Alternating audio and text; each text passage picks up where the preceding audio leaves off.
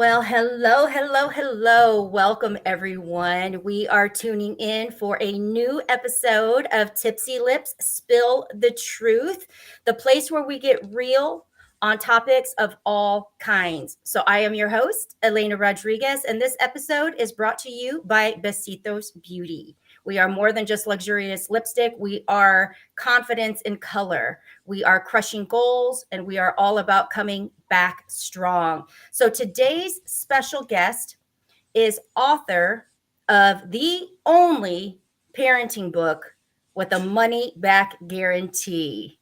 You heard that. You heard that right. We've got Jeremy Roadruck here tonight, and he is going to get real and raw and talk about what really makes men tick. And so I'm going to just let you know right now this is unscripted. We roll with it, but we also need to hear from you. We want to know who is there. Say hi. Where are you tuning in from? But chime in with questions for us, comments for us at any time. Jeremy, welcome, welcome. It is great to have you join us tonight. Well, Elena, thank you for the opportunity. I'm glad that the fates smiled and our schedules aligned. The stars made it happen, and here we are now having an amazing conversation. Although I know Yes, we haven't even yes. started yet, but it's going And to be it awesome. sounds like you have a storm where you are. So we'll see Little what bit, happens with that, right? little bit. Yeah. There's an old saying or an old idea in Chinese culture that when important people are making things happen, the the gods, the dragons, they cry. So it's like, oh, something momentous. You Yeah. never know. Yep. We have Daniela Roman here saying hello.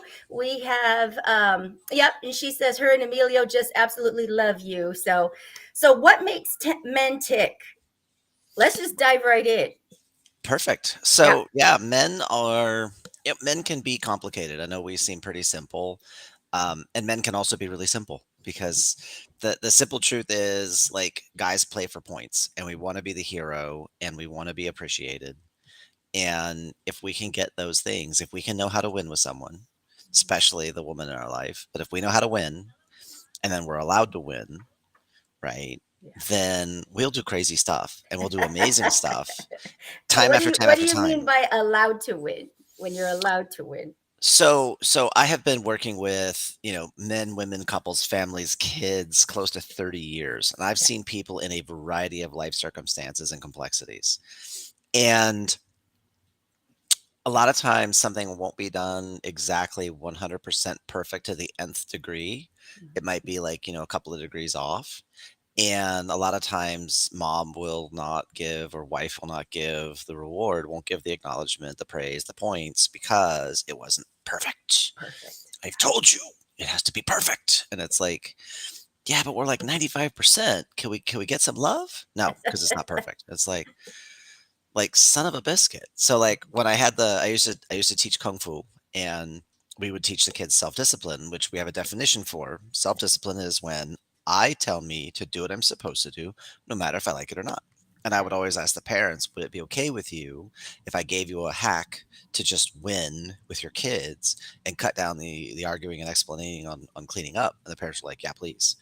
I was like, cool. Is there an area of your house that you guys have conflict over? Yes. Shoes, the toys, the bookcases, book bags and things. I'm like, awesome. Find a spot. And here's what you're going to do. You're going to clean it up together. And you're going to tell the kids, here's what this goes here, this goes there, here's why. And then when you're done, you take a picture. And then you print that picture out and you laminate it. And it's about an 8 by 10 picture. And you hang it right next to that spot. And then you might have to ask the kids, hey, does the picture match reality? Can you make those? And then you set a timer, put some music on, do a 5 minute power clean, 10-minute power clean. But the kids can see it and they can get you 85, 90, 95% accurate. And maybe you have to tweak a little bit. But all you have to do is remind them to take action and then they will. And then you get your result. Mhm. Is that okay with you if they're 95% accurate?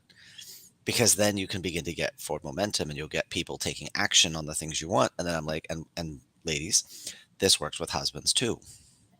Because like guys can like we can keep our tools organized and we know where everything is. We can have the mess in the garage and we know where everything is. Don't move any of it. We have a system, even though it's organized chaos. Right, right. I put it back where it belongs. Oh crap. I don't know where that is. I just know where I found it. I know where I put it. You're those people. I'm the type that thinks I'm going to put something away somewhere special so I don't, so I remember where I put it, and then I can't remember where I put it. Yeah, Mhm. been there. Yeah, it's in the last place I look. I just got to start there next time. So if we're allowed to win, if we're given, validation, reward, acknowledgement, and it seems kind of simple, but it's not. It's not like it's not like pandering to children. It really is about, if you want the person, the man, the masculine in your life to thrive, figure out what he needs and then like align that, and he'll work like a dog. He'll literally work himself to death to provide, if he knows that he can win. Yeah. And so it's just, honey, this was fantastic. This was amazing. And, I love all the hard work you put into it. So what happens if you ask a man what he needs and he doesn't really know? Yeah. Or do men mostly like know? Well, that's a loaded question, because we Yeah. might we might know exactly what we need. We might not, but often we know. But do we trust you? There's two pieces. Do we trust you to tell us, for us to tell you what we need, and then you'll actually take action on it and do the thing, versus weaponize against it? It's like, Oh yeah. oh, you want this thing? Okay, well, I need this and this and this, and then I'll give you that. Uh-huh. And when we get in that negotiation, it's like, then I can't tell you what I need because you're going to withhold it from me, or you're going to put conditions on it. Then what you're telling me is you're not safe to be real with you. Right? I'm not a big fan of the word vulnerable, Hmm. but I'll say real. And I'm just going to be real with you about what's going on. And then you're going to weaponize it against me. Now I know you're not an ally or an Yeah. asset. Hmm. And that You're probably happens quite a bit where it turns into kind of like a little dangle here, you know. Mhm. If you want this, then, you know, Right. there's a condition tied Hmm. to it sometimes. Yeah. And now my needs are being held hostage. Hmm. So I'm not going to play with you, or I'm going to put you in a place where I know I can't fully trust you. Yeah. But I made promises, I made commitments, I'm going to honor my obligations. My feelings don't matter. So I'm just going to do the thing because I made the promise, or I made the commitment. Hmm. Now, the other side of it is, a guy may know what he needs, but he might not believe he deserves to have it, Okay. because the way masculine figures out deserves, we go through a math that we're not even fully aware of for most of us. And it's all the good we've ever done minus all the harm we believe we've caused that we haven't forgiven ourselves for. And there's 2 points on that, because it's the harm we believe we've caused. We might not have actually caused any harm, but we believe we've caused harm. Hmm. And then there's the and we haven't forgiven ourselves for. So Wow. that's like open damage. So whatever the positives minus this other stuff, whatever that balances out to, that's what we believe we deserve, and we will not ask for more than that. And then we won't ask for what we need and deserve from somebody that we judge to have things harder than we do. Wow. So if our wife, our woman, is venting and complaining about her day and she's got so much stuff going on, our instinct is to go to problem solving and support and like, what can I do to kill that threat? And now I can't ask for what I need because, God, she's got so much going on. She's got so much happening for her. Yeah, we'll deal with my stuff later. It's fine. We just got to get this taken care of for her.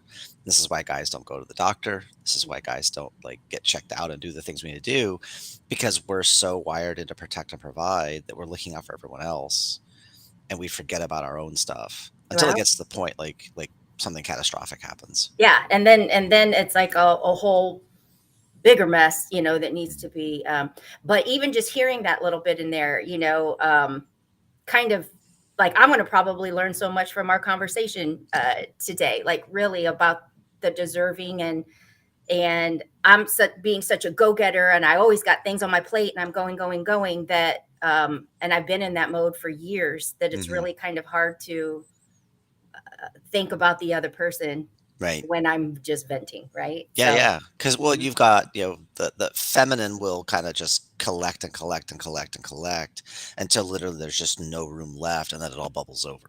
mhm.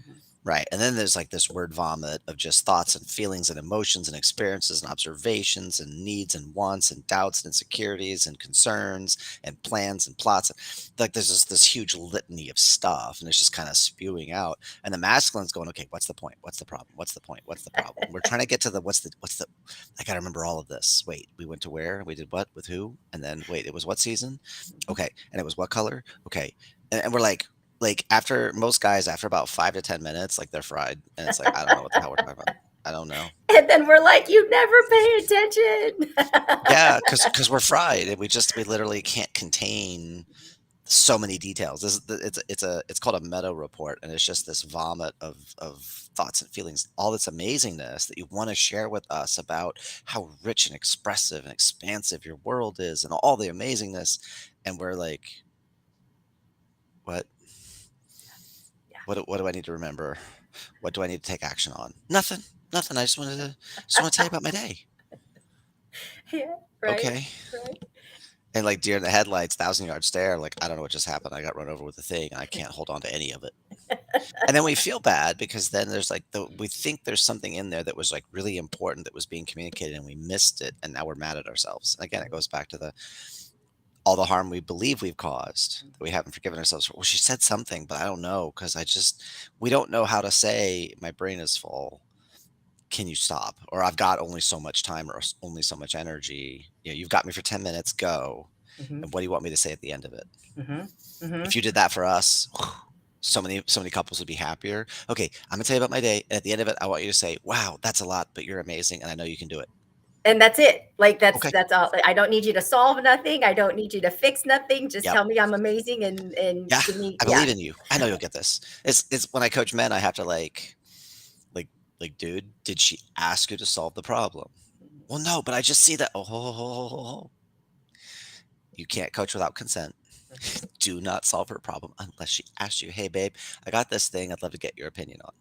Right? That's like a magic phrase for masculine because we're like, "Oh yeah, opinion. Gotcha. My whole life experience for this one question. I got you. Let's do this." And then you ignore what we say. And then it's like, say then I'm I not love going to give you advice because I told you what to do based on my years of experience and knowledge and understanding, and you dismissed it because it was just words to you versus no, this is coming from my decades of experience and the very essence of my being. And for you to disregard it is to disregard me. That's huge. So I'm not That's going to tell that's a you. huge point you make there because when we ask, I mean, we do that in general. If you ask somebody for their opinion and then you hear it, but then you do your own thing anyway, it's kind of like, why did you use my time up if you really didn't value it? But when Right. it's the relationship, when it's your partner, it's that's got to cut a little bit deeper than Absolutely. that for sure. Wow, we got Jose on here Escobar, saying yeah, in the Jeremy in house. the house. Glad to be here. Good to have you here. So so that's a starter point. Like Mhm. I need to talk about this. I need you to listen to me, and here's how I want to end this conversation. Yeah. Right? Yeah, That's yeah, a yeah. starter point. Hmm. Well, and a lot of times too, "Hey, I just need you to listen to me for a minute." And this goes for men and women, but it's, "I just need a vent. I just need a verbal diarrhea. I just need to think this out loud. I'd love for you to just kind of listen. Let me know what pops up for you. I don't know that I'm trying to solve anything as so much as it's just trying to work through something." Yeah. And just by pre-framing the conversation for your partner, it's like, "Okay, I have an idea of how to show up," Hmm. versus just come in and, "Bleh, what do you think?" And it's like, I know to ask my wife, am I in problem solving mode or listening mode? Hmm. Because like that filters. I've got decades of experience coaching. Like I've got lots of strategies and I can do lots of cool stuff. Is that what she needs from me right now? Right. And hot tip is if she can't tell you, then you're in listening mode. Because that's like baseline. Just shut up and listen. See what. Well, wow, that's a lot going on. Is there anything really important that's pressing on you the most right this second? Hmm. Hmm. Or what feels closest to your heart, or where do you feel called or pulled or pushed to serve or show up? Like there's ways to kind of help contextualize, but if you can just tell your partner ahead of time, look, I just need to think this through, and at the end of it, I just need you to just not even try to solve it, just Yeah. say, wow, that's a lot. Yeah. Just give me the space to get it out. Now, I've heard where we think in pictures. Mhm. We like listen with our ears, we think in pictures, that sort of thing. So, how important is it when you're communicating with your partner to be able to paint the picture of how you're feeling? Because sometimes words can mean different things to different people. Like, how important is that? Yeah, yeah. So actually, let's take that sideways Okay. because Some yeah, we kinda think in pictures, but not everybody processes the same way, Mm-hmm. and so let me write down VACKOG. Okay. I don't know if that's gonna come through reverse or not on camera, but VCOG? Yeah, it's reversed on Okay. my camera, but Yeah. VACKOG. Okay. Visual, see it. Auditory, hear it. Conceptual, think of it. Kinesthetic, feel it. Olfactory, smell it. And gustatory, taste it. Okay. So those are the primary six systems of how stuff gets inside of us. And we Mm-hmm. store data and we encode data. Like, is there a food that when you taste it or you smell it when you walk in the house instantly reminds you of the holidays? Mm-hmm. Mm-hmm. Or my Right? grandma, Yeah, something. yeah, Mm-hmm. yeah, family memories, right? So Mm-hmm. that's an olfactory reference, right? Okay. Now, if you're, like, doing math and you're, like, smelling the numbers, there may be a problem going on there. But that visual, auditory, kinesthetic, conceptual, those are the 4 primary Okay. communication and learning systems. So if you're visual, I gotta make sure you see it, but if you're auditory, I gotta make sure it sounds right. And if you're Mm-hmm. kinesthetic, it has to feel comfortable or feel smooth or be able to get a handle on it or wrap your head around it. Mm-hmm. And if it's conceptual, it has to be like you understand it, right? You get the concept. You could see the understanding. So there's different phraseology we can use Okay. to create different types of metaphors to help enter somebody else's world, right? Mm-hmm. Mm-hmm. I put together a course once upon a time called Finally Getting Your Kid to Listen Okay. because I had a family, mom, dad, daughter. Daughter's 8 years old, parents are parents, and they are visual. I'm sorry. They are auditory. So whenever there's a problem, they got to talk about it. And their son, who's 5 years old, is visual and kinesthetic. He has to Okay. see it, he has to feel it. So when there's a problem, three-quarters of the family sits down to talk, and the 5-year-old is melting in the chair because it's so boring Yeah. and I don't understand and nobody cares. And he could get labeled with some Yeah. sort of affect or some sort of defect when Yeah. realistically he just can't create the picture in his mind of the words they're using. Mm-hmm. And I met with them at a restaurant and I had his attention for 45 minutes because as I was talking, I was using the salt pepper shaker and I was drawing pictures and I was using silverware and I was asking him questions about every 4 minutes or so. Mm-hmm.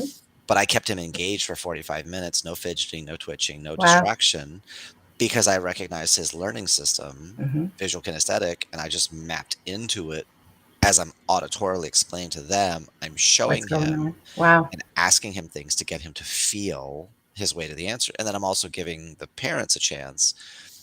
Let him come to the answer. Give him a second to feel his way there. Mm-hmm. As because Because in that point, if they talk things through, they're probably wanting to answer for him or come in with the sentence first or speak for him in that moment. correct, they're trying to be helpful and they went from essay to multiple choice. And now he's like overwhelmed with choice. And this happens for a lot of masculine, a lot of men. You ask us our opinion, we're going to get you the best possible answer that we're capable of given whatever parameters. So mentally, we got to like go to the well and run the bucket down and get the water and bring it back up and then look at it before we bring it back and tell you about it. Okay. Now, when our wife asks us a question, we got to go through that whole process and we take a long time. And then she's like, I asked you, why aren't you telling me? Why aren't you answering me? So then she'll ask the question again. We're still doing the same process. Then she'll think we didn't understand the question, so she'll reframe the question. Okay. And now we have two different constructs because we had Ah, question A and question B. Now we got to cross reference them.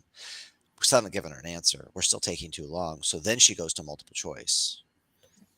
And now we've got to compare her multiple choice answers to the two different answers from the two different constructs that she started. And we're just because we're trying to get to the best.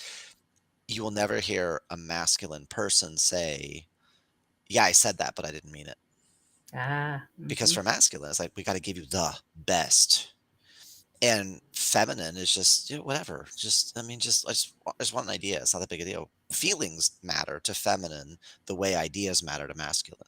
So, like, masculine core is in the head, feminine core is in the heart. That's big right there. Feelings matter to feminine Hmm. the way ideas, or what was it? Yeah, ideas and opinions matter Mhm. to masculine. To masculine. That's that's Yeah, that's a that's a big piece right there. That yeah, that's a nugget right there. People need to grab onto. So when you yeah. start working with It's people initially, like, do you have to identify like how they process first? Like what's a like if there's a couple that comes to you or a family that's coming to you that feels like they're in total disarray and it's just not going well, like where do you even start?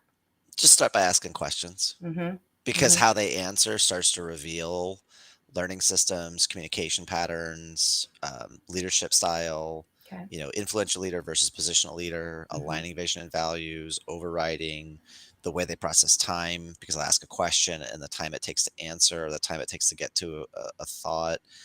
How do they answer for each other? Like all of that is very telling, Mhm. because my original background is as a martial artist, and we say all the time in fighting, like the body can't lie, right? Put somebody under stress. So I used to do an exercise when I would do like a self-defense workshop, where we would put someone in the middle and they have to close their eyes Okay. and they have to stay where they are. Like someone is going to grab their wrist and try to move them towards an exit, and you have to break free and get back to the center of the room, and you're only allowed to take one step. So you can move one foot, but you can't move both. If you move both, you lose. Okay.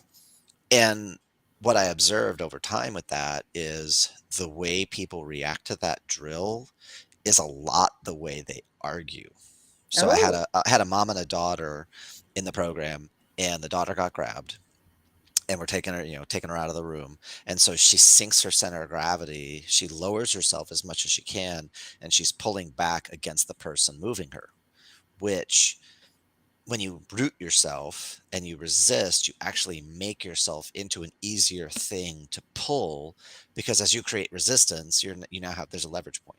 And I Okay. turned to the mom and I said, "So when she gets angry and argues with you, she digs her heel in and just beats the same point over and over again, doesn't she?" And the mom looked at me and was like, "How did you know that?" Uh-huh. I was like, "Look at how she's doing that with her body right now, because that pattern is in her nervous system. It's going to show up." So through the workshop, we teach when someone grabs you, right? Because when you grab someone, you're grabbing yourself, because this hand is used up. It can't do anything else. Okay. So if you twist your wrist, then instead of fighting and resisting and making something to hold on to, you just change the angle and you can spin out of a grab. And sometimes you got to use two hands because they're like ridiculously strong. But if you can rotate the point of contact several times, it's really hard to hold on to. So if you can learn to change your mind under stress, change Mhm. your focus under stress, not change your end result, but change the process, as we drill that with the body in the martial arts school, we would begin to see that show up in the family dynamic, in the Wow. relationship under stress, because you're building new pathways in the brain. So under stress, you run the different pathway because there's less resistance. Nice. Mhm. Nice. That makes me want to go in the middle of a room and, and see what I do, you know? Yeah, it's a lot of fun. It's a lot of fun because people reveal who they really are. It's like there's a line in like the Matrix 2, I think, where it's like, if you want to find out who somebody is, fight them. And it's like, yeah, that's Yeah. 100% true. So how Because do you that makes me think like right away, just from my personal experience and people that haven't followed me for a while know, like, does coming out of a toxic relationship that I was in, and I mean it was bad, it was emotional, toxic. Does that change you, like the way that you process things? Like I think of myself of how I felt like that puppy that was afraid of the hand being raised. I didn't look at it as like getting excited, I'm going to get a treat. I looked at it like I'm going to mhm, hunker down. And so, but I wasn't always that way. So right. it's like how do you maneuver back if you almost feel like that's been changed in you? Do Right. you Well, ever see that in people? oh yeah, keyword is feels like. Okay. Right? Okay. Because what happens in our brain, we build networks, Hmm. right? And you could think of them like the way a river gets cut into the soil, or the way lightning forks through the sky, or the way that tree roots grow, right? Because you've got dendrites and you've got the neurons that spread out and they connect and they build these patterns. So whatever gets reinforced gets stronger. Like the more emotional content we can put into a pattern or a behavior, like the thicker the wire gets, and the thicker the wire, the less resistance to electrical signal, it travels faster. So like the idea of 21 days to build a new habit, yeah, possibly. if you took 21 days of energy and put it into 5 minutes, you could wire your nervous system in 5 minutes. I've done that with people.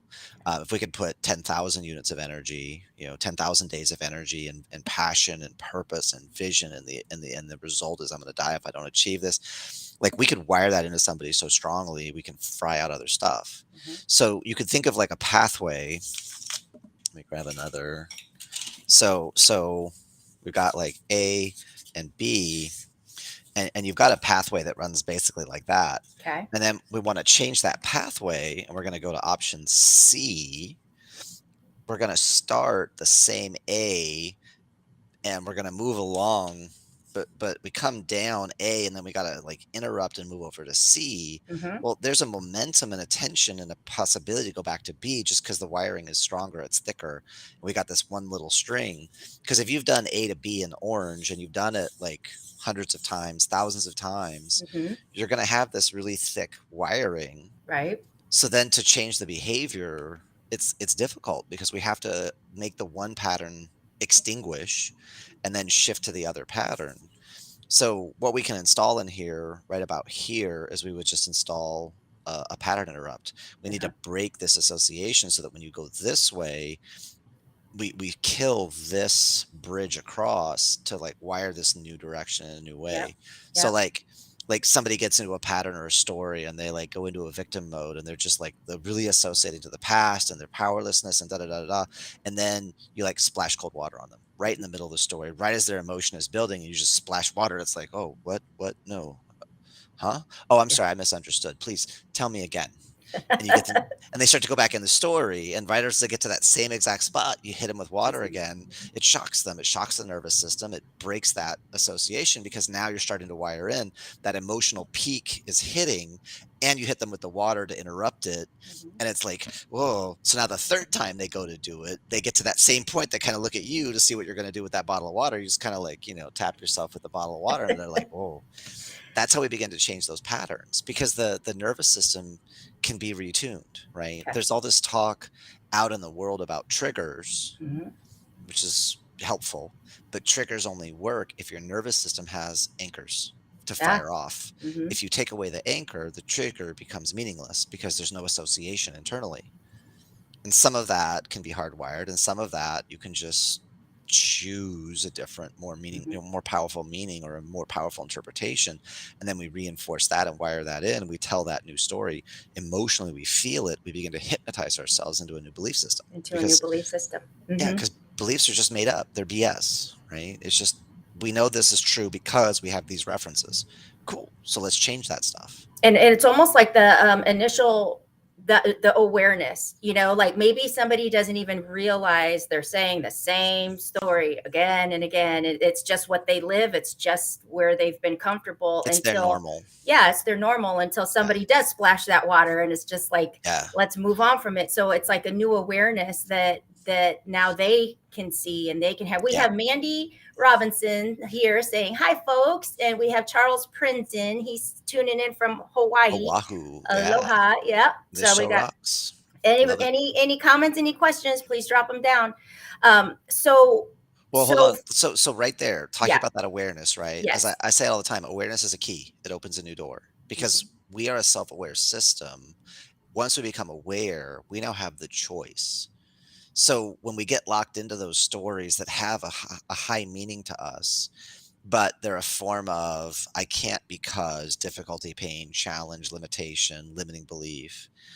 The way to think of that, or one way to think of that is imagine you went to the movies and you spent your money, you bought your popcorn, and you went in and you sat down in the movie, and it was like the most miserable experience, the horriblest, stupidest, dumbest movie. Like as you're watching it, you feel your brains like leaking out of your head and Yeah. getting stuck to the floor. And it's so bad, you get up and you walk out halfway through the movie. Now, a year or two later, you're home watching TV and you see that movie's online, you see the movies coming up. Are you going to waste your time watching it? Or are you going to watch something else? Yeah. Okay, we'll probably watch something else. But how many times do people tell a story about a situation that was horrible and painful and difficult, but they keep telling that same story? They Yeah. keep going back to that same crappy movie Mhm. over and over and over again. Mhm. Yeah.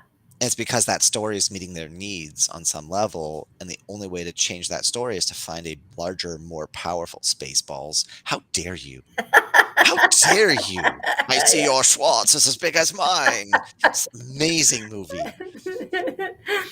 I'm Oh, surrounded that's by funny. assholes. It's such a great movie. I categorically cannot agree. That was an amazing movie. Did you find Spaceballs. anything? Man, we ain't found. This is the best. It's so, but I was also like in middle school when it came out. So Yep, yep. So was yeah. I. I remember being dropped off. We would get dropped off at the movie theaters for like the day, just go Hmm. watch all kinds of movies, and that was our Yeah. babysitter for the day. And Yup. Spaceballs was one at that time. So, Dude, that movie rocks. I'm in a happy so place. what is the name of your book? What is your name? The name of your book? My book is oh, it's right here. Your best child ever. Is this game worth winning? And then the Okay, big fancy, how to raise a stable, centered, respectful, self-disciplined, confident, self-motivated, self-directed, successful, wise, wealthy, safe, healthy, and happy child for the complete or not so complete beginner. The owner's manual of children for parents, grandparents, caregivers, guardians, teachers, and coaches of children of all ages. So the next time someone says kids don't come with an owner's manual, there you there go. it is. There it is. It's not a maintenance manual though, because at this point when I wrote it, I hadn't changed diapers, I hadn't dealt with colic or any of that stuff. But it is about psychology. It's about how do Okay. you create a win-win game. You feel good, they feel good. And it works with your partner because your partner is somebody's child also. Ah, good point there. There's I'll definitely want to get the link of where we can get that. Sure. Yeah, yeah. Because there's already a couple people that I would like to actually get one for that. I just think it would be a good book to have. Plus I have kids too, so definitely worth a read. So when we talk about what makes men tick, okay, um, that we had a conversation a few days ago, and we got into the cheating topic, the cheating Mhm. subject. I like to talk about that cheating subject just again from experience. I feel good. I'm happy today, but I know that there's people that get stuck in that space of no self esteem, no self confidence. But we kind of talked about cheating on from the man's perspective. I want to just kind of elaborate on that because I think it's a common topic nowadays and it touches a lot of people. So, what I'm trying to remember exactly how you had said there was like a reason or like the man will cheat. How did you Yeah. say that Yeah, yeah, exactly? yeah. So here's the first thing. Cheating is wrong. If you cheat, you are pathetic.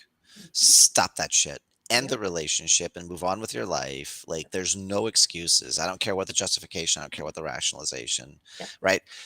That being said, it is a human thing to want to be wanted and to want to be needed and to feel like there's space for you, right? Mhm. What we Mhm. were talking about, there's a clip running around on social media, and it's this woman, and she's tearing into this guy, and she's like, she's not younger than me, she's not prettier than me, she's not this than me. So why did you cheat? And the Mhm. guy's like, because she's peaceful, Mhm. right?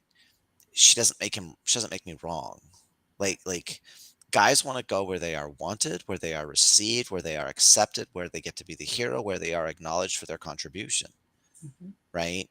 And if a guy does a thing and his partner is not satisfied or not happy, like even if it's 95% accurate, that 5%, like it hurts. It Mhm. hurts to never win, to never be adequate, to never be good enough, to never be at that level, to always be emasculated, to always be criticized. Quick sidebar: you can't be emasculated without like, your own permission, I'm right? gonna You write have that down because we'll come back on that topic here in yeah, a little you bit too. because the only way that happens is you've got to give up your power. Like you cannot. It's like the same thing. Someone can't insult you without your permission. They can't disrespect you without your permission. Yeah. They can look like an idiot. They can Mhm. say things inappropriately. They could just whatever. But like, oh, you disrespected me. It's like, nah, I have to care about your opinion, and I don't, because obviously Yes. you're wounded, or obviously there's something going on with you, and you're just taking it out on me, and that's fine. I'm more than man enough to handle Yep. it. Yep. But the whole getting into cheating, needs aren't being met, feeling worthless, and for guys specifically, why is it a guy will often cheat with a younger woman? Because she is open, she's receptive, she admires, she wants to hear his opinions and his thoughts and his feelings, and she wants to receive and she wants to accept. And when a couple has been together for a long time, a lot of times there's a lot of expectation, a lot of unmet obligations, a lot of recrimination because, well, this one time, remember that one time 15 years ago that you left the toilet seat up and I fell in and got wet? It's like in a new situation or a new person, he hasn't made that mistake. He doesn't have it being rubbed in his face. Mhm. So the cheating for a lot of guys, they don't mean for it to go that far. It's just nice to feel appreciated. It's nice to feel wanted. It's nice to feel like somebody likes me Mhm. versus I'm the reason for your every misery and unhappiness. And your life would be so much better without me because all you do is criticize, all you do is emasculate, all you do is punish, which in my world, because of all the work I've done and because of the work that I do do with others and for others, if a woman is giving you that kind of energy, her Mhm. heart is breaking and she's screaming for you to show up better. She's just kicking in the balls to get your attention Mhm. because she doesn't know what else to do. She doesn't know how else to capture your time and attention except to become a problem Yeah. because being nice didn't get her the result she wanted. So now she's going to be a shrew, to borrow from Shakespeare. So I appreciate you giving me the opportunity to have part of this conversation and share Yeah. it with another audience because I don't do fault, blame, guilt, shame. Yeah. Yeah. I look at patterns and I look Mhm. at behaviors come from somewhere. They come from a good place in their core, even if they're monstrably, executed. She's doing all of these things. She cares that you know what she's feeling. She cares that you know what she's going through. But in life, you either get a loving response or a cry for help. And if they're not giving you a loving response, Mhm. then you know they're not in a good place. And now you Now, have a is this choice. a good place for like the love languages thing to pop up? It can be, yeah. Like is there a place where you think that you're not giving love, but it's just because you need some, like the person that gives gifts, they don't care if they're spending any time around you or not, but every time they do come around, it's like here's another present, and you're Hmm. like, I don't want the present, I just want you to sit with me on the Yeah, couch. Like, does that kind of maybe that start can a be. disconnect somewhere? It Mhm. does. It Mhm. absolutely does. It's a miscuing, right? Yeah. Because we tend to give love in the way we want to receive it. Mhm. Right? So if we're an acts of service person, then we will do acts of service for others and then get resentful when they just take what we do and they never reciprocate. We never Yeah. told them that that's what we like. Yeah. We never told them, "Hey, it means a whole lot to me. When you rub my back, I feel so loved and I feel so connected." Mhm. Because I'm like a physical touch, acts of service kind of guy. Like if you don't communicate that, but if you listen for when they're in an emotional storm, they'll tell you very often they will tell you where the breakdowns are if Mhm. you know how to listen and not take it personally and not make yourself wrong or make them wrong Mhm. because And I they'll think tell that's you. key right there. Not make yourself wrong and not make them wrong. It's like it's all real and it's all happening. It's Mhm. not, that wrong or blame or how dare you or now I don't even like you. It's just this is how it is and we got to work through it, right? Right, right, and that I would even say that's how it is right now or Yeah. in this moment Yeah. because it's all data points and trend lines, Mhm. Mhm. right? Because a lot of people like to jump to conclusions. That seems to be the only exercise they get, and I'm like, well, you need 3 data points. Jump to conclusion. Yeah, I love it. I used to do it myself. That's how I know. But it's like you need 3 data points to notice a trend line, but then you can pivot a trend line in 2 data points because you can change momentum, but it takes repetition. The thing guys have to understand is, and I hammer on this for my clients because they're like, well, she said I haven't changed. It's like, yeah, she's testing you because how you respond to that quote unquote attack reveals where you are and how much you've grown because it's not about change. If you're changing for her, that's manipulation. She can't trust you. If you're growing Mhm. for yourself and her, but if you're growing and expanding and becoming more, then you'll continue that with her without her input. She can trust you. If you're only doing changes just to get her back, that makes her be the driver of your behavior. And she doesn't want that. It's exhausting to have to micromanage or to have to, well, everything I do, I have to like be mindful of him and tell him and da da da. So it's like No, no, no, she's telling you where she is and what she needs, you just gotta figure that out. Hmm. Because in that area with all the things that how we talked about, she comes and dumps down of everything that's going on and she's got to handle. It's almost like now that's another thing, Right. like now I'm almost responsible to make sure that you're, or not responsible, but it's almost like just another thing to feel Yeah. Well, kind of, yeah, it puts him on her list of things to do, yeah. and now that expectation, obligation, she's no longer an asset or an ally in her world, Hmm. because he's an energy drain, not an energy addition. It's not energy enhancement. It's just, oh, and I gotta placate your ego. Oh, and I gotta like dance around things for you. Oh, and I gotta give you a gold star today.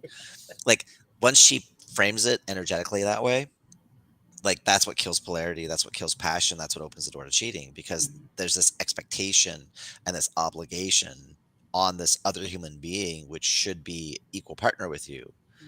and that if you feel it's appropriate that they didn't meet your expectation, voiced or unvoiced, so you emasculate, you criticize, you diminish, you're just opening the door for someone else to come in. Uh-huh. Same thing for guys to understand when she's trying to share her day with you. Because I had a TikTok back in October that hit 2 million views. And I was talking about, what's her point?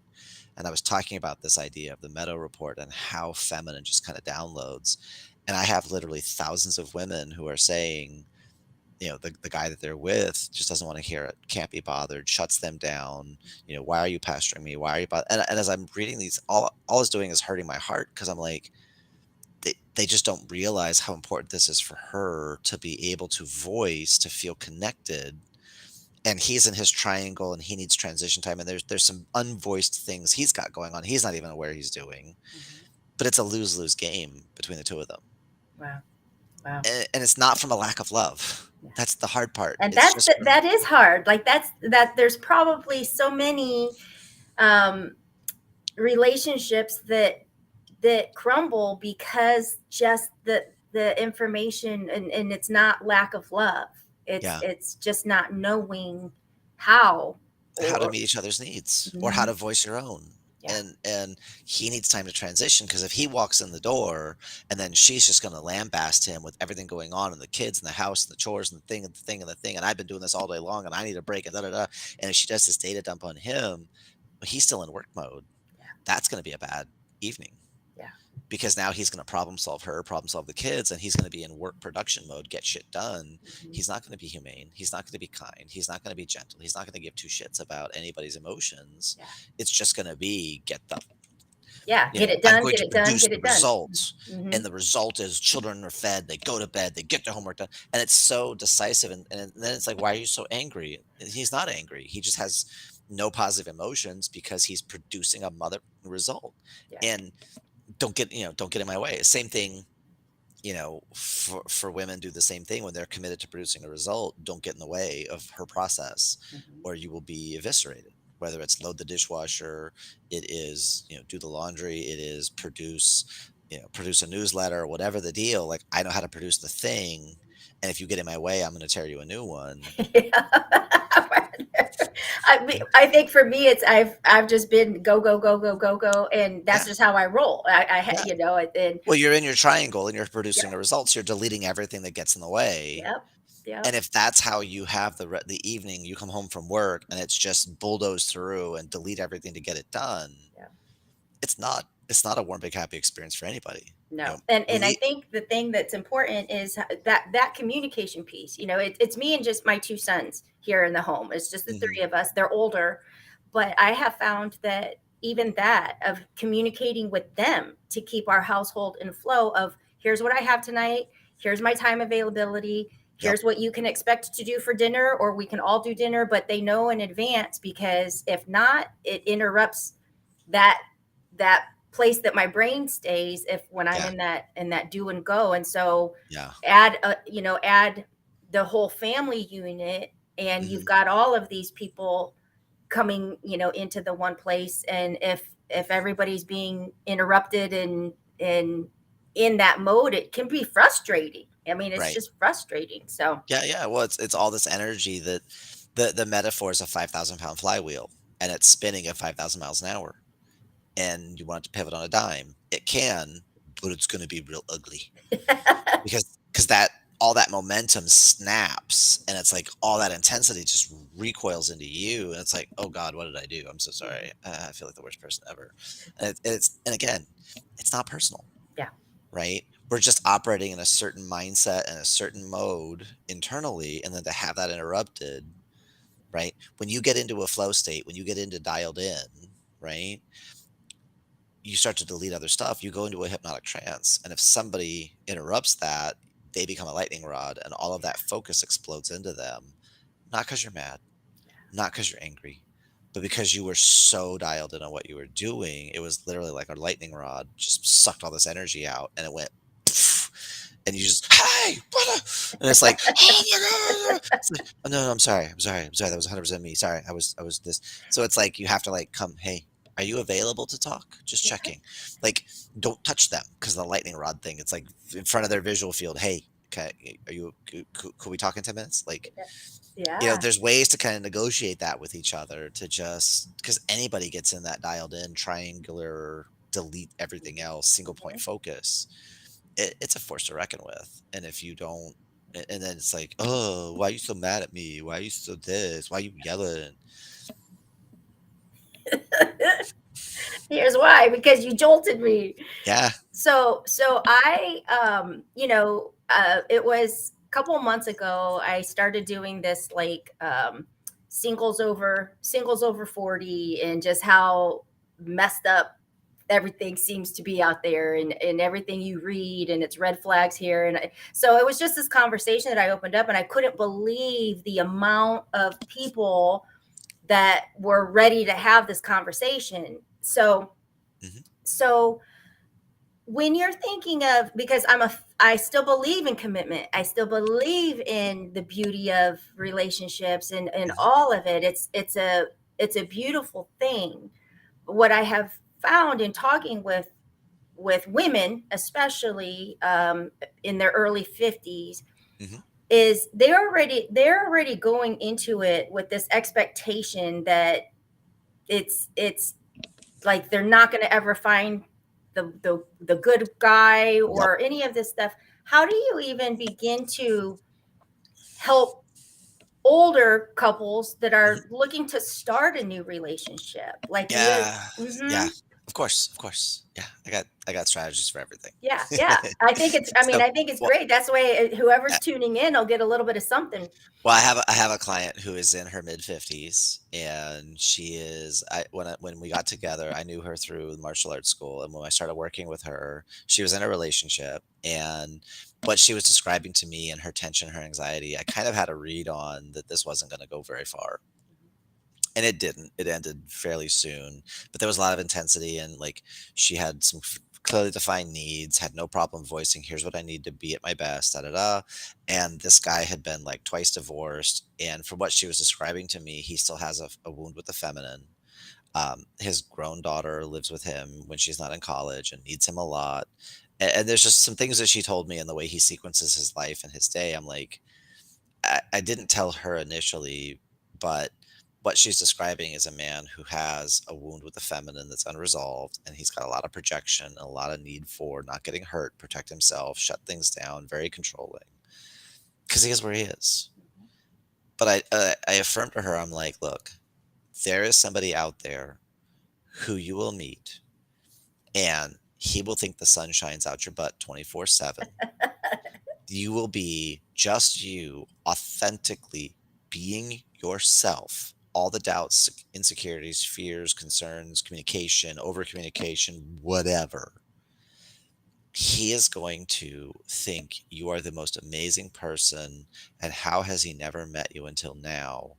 And every other relationship prior to this was only to prepare him to have you in his life. Now, when I told her that, of course, she had all the reasons why that's not true, and she had all the defense mechanisms, all the stuff, and we had to work through some things that were coming up, and some stories, and some things. Last update I got from her, she is now several months into dating a guy who pretty much thinks the sun shines out her butt 24/7, and every test and every barrier she has put up, he has walked through, not quite flawlessly, but he has stepped up and stepped in, and Wow. she's freaking out because she wants to get married again, and they haven't really talked about it, but, like, this guy's amazing, and he does all these things just naturally, and, "No, but Jeremy, you don't understand, da, da, da," and I'm like, Mhm. I have the recording of the session we did where I told you, because I know he exists, Yeah. because you're amazing, Mhm. he's out there, but you've got to get clear on who you are and what you want and what you need. And so I have a strategy I call Five to Thrive that I got. It's a modification on something I learned from Alison Armstrong. Okay. Five to But thrive. basically, number one, what do you need? Write it down. Mhm. And need, like, need to eat, need, like, if I don't get these things, I will die physically or existentially or emotionally, but I need these things. Mhm. And do not apologize for needing those things. That's who you are. She needs a text message every morning saying, "Good morning, beautiful." Mhm. That's what she needs to be at her best and have her best day. Fantastic.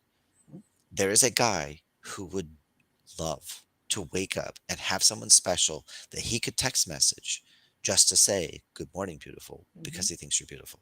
And it would delight him to no end to know that him doing that lights you up because Yeah. he knows he scored points. And there, So, and it's back to the scoring points. yeah, It's yeah. guys are really simple sometimes.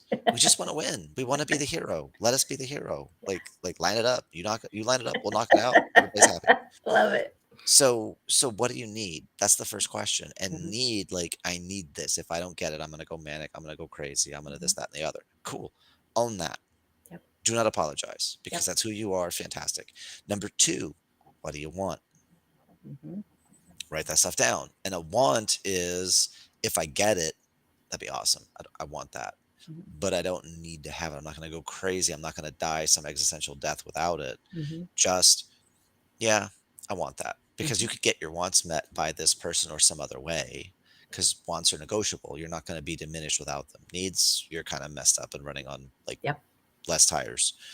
So, needs, wants.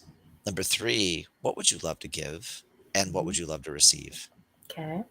Because my wife and I, we were part of a men's group at one point, and then during COVID, we were doing like these meet and greets, and we would do like these tea party or wine party, whatever, Mhm. and we had the couples on, so we had the wives and the husbands, and she and I were on camera, and I'm just randomly massaging her feet because I'm like not thinking about it, but that's just kind of what we do when we're on the couch. I'll like rub her feet because I know she works hard and she stands on her feet a lot, and it's just a way for physical connection, Mhm. quality time, physical touch, like all a bunch of stuff, and evidently, I got a couple guys in trouble because they saw that and they weren't massaging their wife's feet. Right.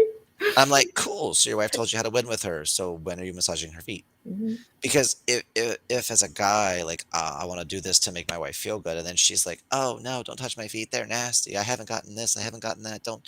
So Mhm. if for one partner to do this thing, "I would love to give this to you," Mhm. and for the other partner refusing to receive it ever, is to diminish the capacity and the potentiality between the two of you. That's huge. That's like a rejection. It Like a is a big rejection, mhm.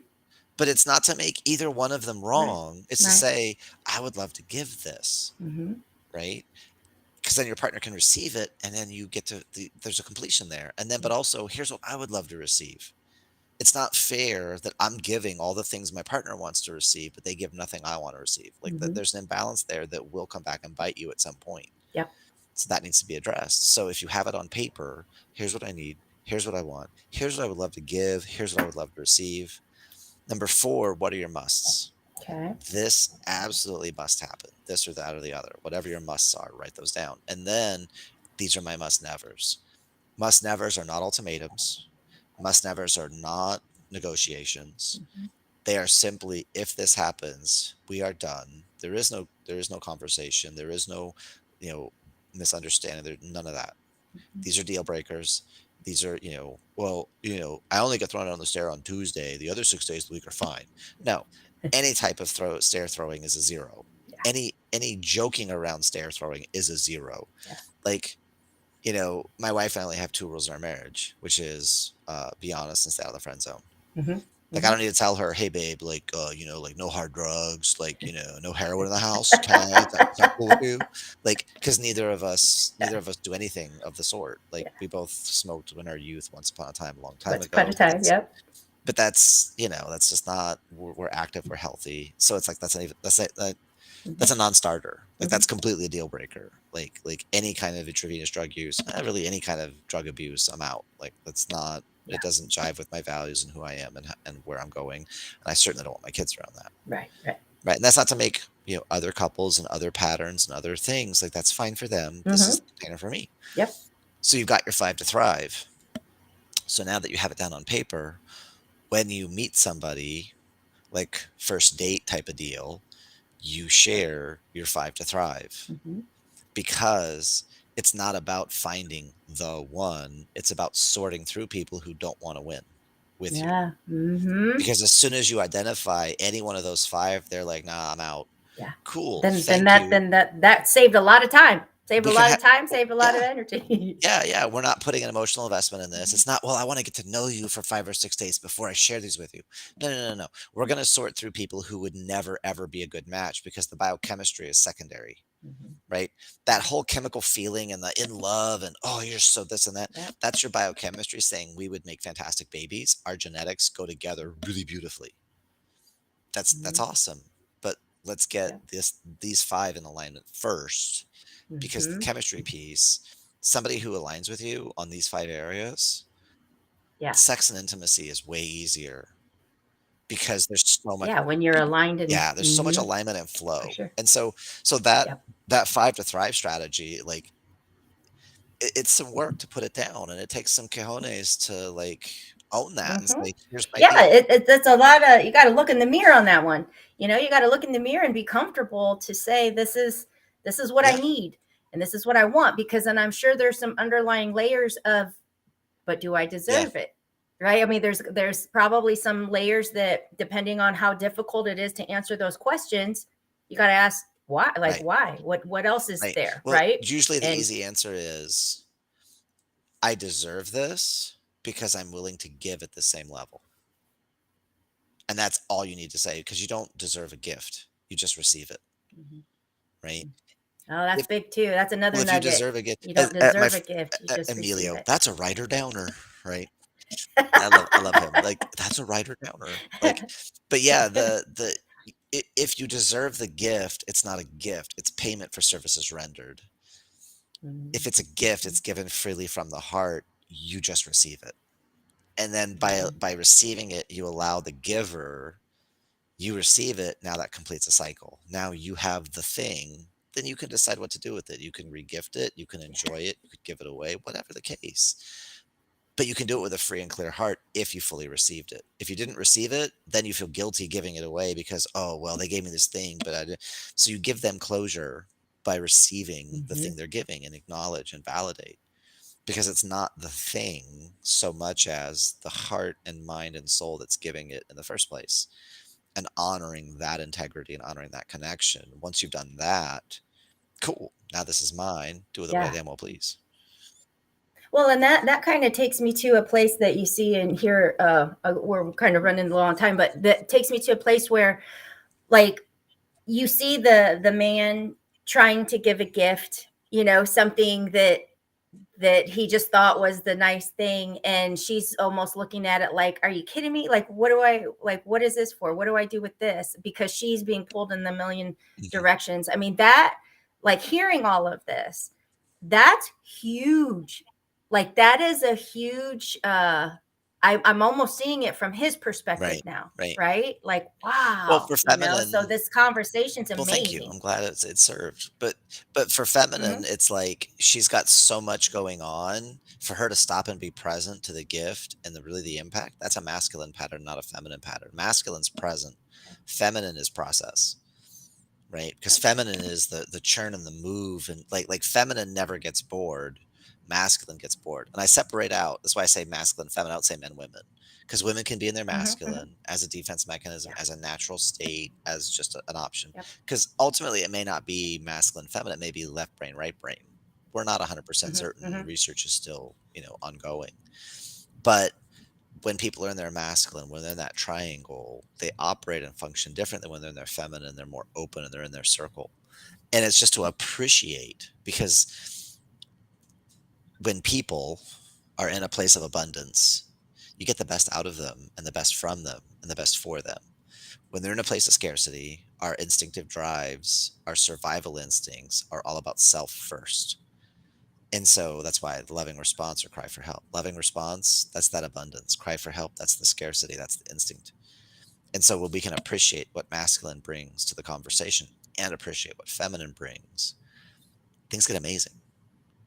The conversation changes. Absolutely. Like the conversation is wow, amazing. This has been amazing. I can't even believe our hour has gone by already. I feel like we just tipped into the surface of so many Mhm. things. But for those that are listening or catch the replay, and this will be up on YouTube and Spotify in a couple of weeks, it will be on Spotify. I'll share that with you. But for people, if they want to contact you, reach out to you, maybe they've got questions on if your services could help them, what's the best way for listeners to Yeah, reach the, you? the fastest is going to be go to leadlikeaking.com mhm, Leadlikeaking.com slash slash. book Okay. hyphen now. And that'll get you 15 minutes on my schedule. And like, we'll dig in on whatever's going on. Um, Okay. the, And I'll get that link mhm. from you, and I'll be sure to post it so they Yeah, have that. because that's really how people get into the sequence. I've got stuff on YouTube, I've got stuff on TikTok, and I've got stuff every freaking place. I'm the only Jeremy Roadruck on the internet, so it's really easy to find me. Um, Okay. and I'm not shy. Like I'm always Yeah. interested in adding value, and in my world, suffering is optional and self-generated because it's a belief system. It's tied into the Yeah. belief that things are going bad and we're in pain. That's real, but then the belief that we can't do anything about it, and that's like potentially we could. Let's see what's really Yeah. going on. And what I leave people with is the idea when you're in a hole, it's really really hard to grab yourself by the scruff of your own neck and pull yourself out of an 8-foot hole. That's why it's important and beneficial to have coaches, have community, because you get other eyes, other hearts, other minds adding to your skill set and your repertoire to help you grow and expand. And that is huge. Like that visual for Mhm, me to be able to see that is wow. I mean there are no words, because I think sometimes when we have been in that survival mode, you think, no, I got this. I can do it. I'll figure it out. But when you see that, mhm, we would never expect to get ourselves out without, how much faster and simpler, like to have that reach in and have someone help, like, so it's almost like we're choosing to just wear ourselves out and stay down in that bottom, because it's going to be that much harder to climb out of that. Thank you for sharing that. That was a huge visual that will stay awesome. in here. It'll stay in here when I think I can figure Yeah. it all out Well, on when my you have own. someone outside of your hole, they can go get a ladder and stick it in the hole, you can climb out. I mean, worst Yeah. case, they just throw Yeah. dirt on you, you shake off the dirt, stand on it, eventually you'll get out. That's longer Eventually and it'll. slower. I'm like, "Go get a ladder." Love it. Thank you, Jeremy, so much for sharing your time with me this It's been a pleasure. evening. And for our listeners, you gave so many nuggets, so much value. And I just know, for as much as my mind was like expanded, I know that there's a lot of people that will gain great information from you tonight. So I appreciate you joining Mhm. Thank you us. for the opportunity. And we will see you back here on Tipsy Lips next week, everyone. Thank you. See ya.